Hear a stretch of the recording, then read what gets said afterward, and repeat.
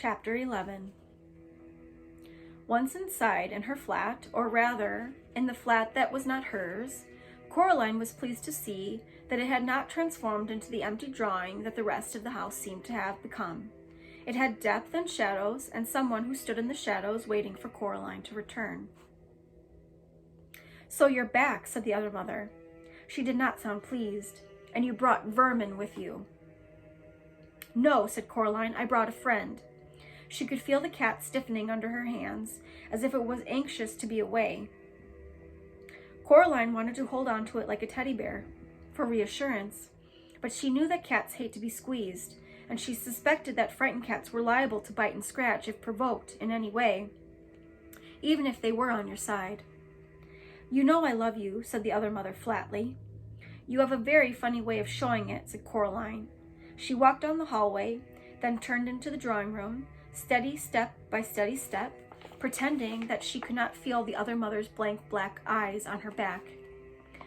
Her grandmother's formal furniture was still there, and the painting on the wall of the strange fruit, but now the fruit in the painting had been eaten, and all that remained in the bowl was the browning core of an apple, several plum and peach stones, and the stem of what had formerly been a bunch of grapes.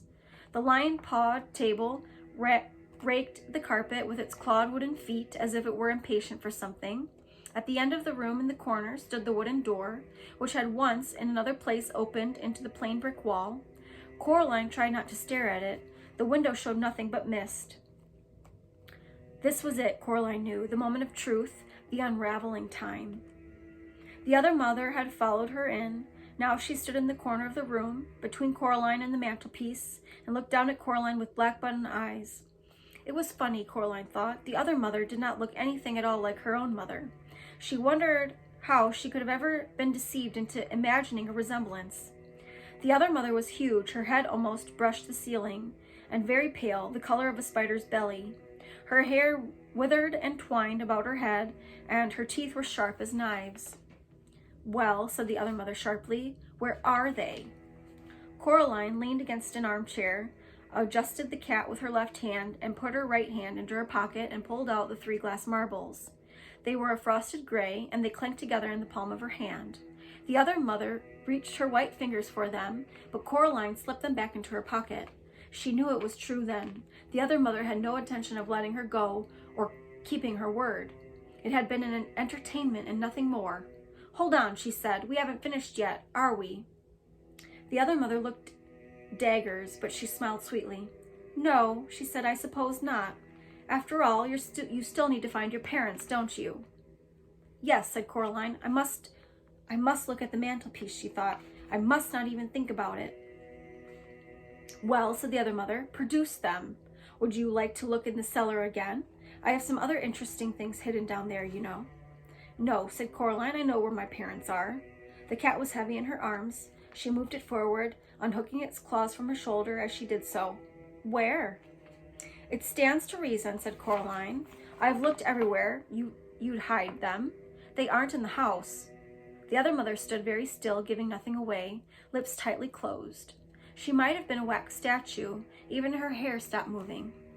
"So," Coraline continued, both hands wrapping firmly around the black cat, "I know where they have to be. You've hidden them in the passageway between the houses, haven't you? They are behind that door." She nodded her head towards the door in the corner. The other mother remained statue still, but a hint of a smile crept back onto her face. "Oh, they are they?" "Why don't you open it?" said Coraline. "They'll be there all right." It was her only way home, she knew, but it all depended on the other mother needing to gloat, needing not only to win, but to show that she had won.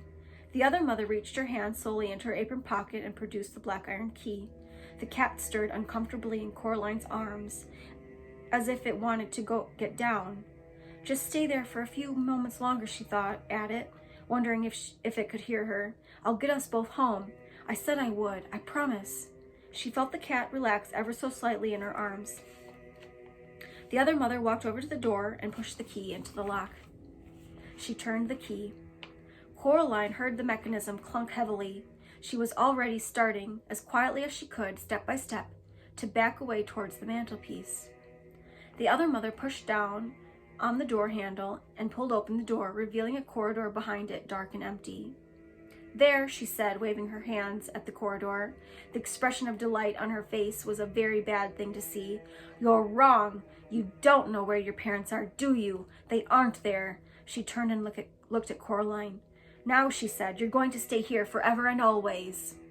"No," said Coraline, "I'm not." And hard as she could, she threw the black cat towards the other mother.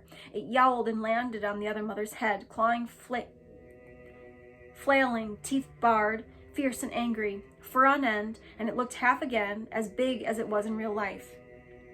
Without waiting to see what would happen, Coraline reached up to the mantelpiece and closed her hand around the snow globe, pushing it deep into her pocket of her dressing gown. The cat made a deep, ululating yowl and sank its teeth into the other mother's cheek. She was flailing at it. Blood ran from the cuts of her white face. Not red blood, but a deep, tarry black stuff. Coraline ran for the door.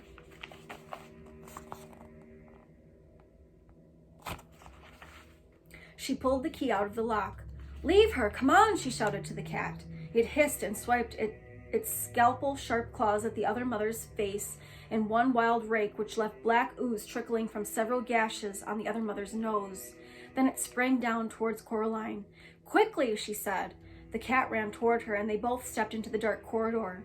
It was colder in the corridor, like stepping down into a cellar on a warm day. The cat hesitated for a moment. Then, seeing the other mother was coming towards them, it ran to Coraline and stopped by her legs. Coraline began to pull the door closed. It was heavier than she imagined the door could be, and pulling it closed was like trying to close a door against a high wind, and she felt something from the other side starting to pull against her. "Shut!" she thought. Then she said out loud, "Come on, please!" as she felt the door begin to move, to pull closed, to give almost against the phantom wind. Suddenly she was aware of other people in the corridor with her. She could not turn her head to look at them, but she knew them without having to look. "Help me, please," she said, "all of you." The other people in the corridor, 3 children, 2 adults, were somehow too insubstantial to touch the door.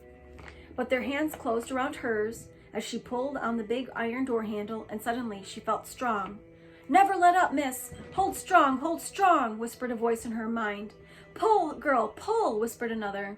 And then a voice that sounded like her mother's, her own mother, her real mother, wonderful, maddening, infuriating, glorious mother, just said, "Well done, Coraline." And that was enough. The door started to slip closed, easily as anything. "No!" screamed a voice from beyond the door, and it no longer sounded even faintly human. Something snatched at Coraline, reaching through the closing gap between the door and the doorpost. Coraline jerked her head out of the way, but the door began to open once more.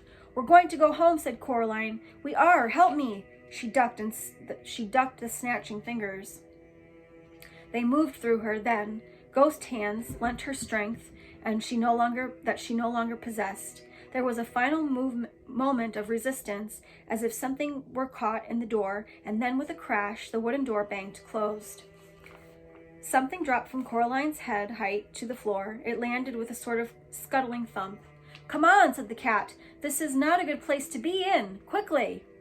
Coraline turned her back on the door and began to run as fast as was practical through the dark corridor, running her hand along the wall to make sure she didn't bump into anything or get turned around in the darkness.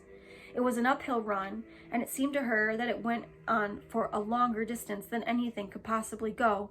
The wall she was touching felt warm and yielding now, and she realized it felt as if it were covered in a fine downy fur. It moved as if it were taking a breath. She snatched her hand away from it. Winds howled in the dark. She was scared she would bump into something, and she put out her hand for the wall once more.